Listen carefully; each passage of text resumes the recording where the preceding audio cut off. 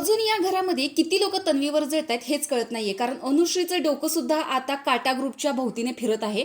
कारण तिथे एक डील घेऊन आलेली आहे संकेत पाठक सोबत. आता ऑब्व्हियसली तिची फ्रेंड रुचिता ही घराच्या बाहेर गेलेली आहे. त्यामुळेच एवढा स्ट्रॉंग कंटेस्टंट घराच्या बाहेर गेला म्हणल्यावर सगळ्यांनाच धक्का बसलेला आहे.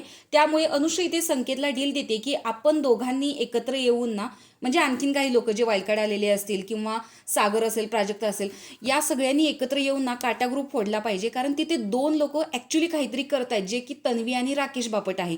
पण दीपाली आणि प्रभू हे दोघं काहीच करत नाहीयेत. मग जर आपण काटा ग्रुप फोडला तर दीपाली आणि प्रभू हे ऑब्व्हियसली घराच्या बाहेर जातील आणि त्यावेळेस राकेश आणि तन्वी हे कोणावरती जज करणार. म्हणजे जर एखादा बहुमताचा टास्क आला तर या दोघांना बहुमत मिळणारच नाही, कारण बाकीचे सगळेच यांच्या विरोधात आहेत. त्यामुळे यांना इंडिव्हिज्युअल प्ले करावं लागेल आणि मग यांचा गेम वीक होऊ शकतो आणि आपण यांना सुद्धा गेममध्ये हरवू शकतो. त्यामुळे आता अनुश्री टोळीच्या ग्रुपमधून बाहेर आलेली आहे ॲज अ इंडिव्हिज्युअल प्लेअर म्हणून. पण इथे ती संकेतला डील देते. आता संकेत हिची डील एक्सेप्ट करतोय की नाही, कारण संकेत सुद्धा बाहेरून बघून आलेला आहे की अनुश्री तिच्या मतावर पलटत असते. आणि इतर वेळेस पण घरामध्ये बहुमत झालं त्यावेळेस सांगितलेलं होतं संकेतबद्दल की तो फक्त ऐकून घेण्याचं काम करतो, त्याच्यावर निर्णय काहीच देत नाही. त्यामुळे आता ही डील एक्सेप्ट करायची की नाही हे संकेतवरती आहे की काटा ग्रुप फोडला तर काय होईल, दीपाली आणि प्रभू हे दोघे बाहेर जातील का, याबद्दल तुमचं मत काय आहे? संकेतनं अनुश्रीची डील एक्सेप्ट करून काटा ग्रुप फोडला पाहिजे की नाही? कारण प्रेक्षक आता काटा ग्रुपला खूप जास्त सपोर्ट करतायत.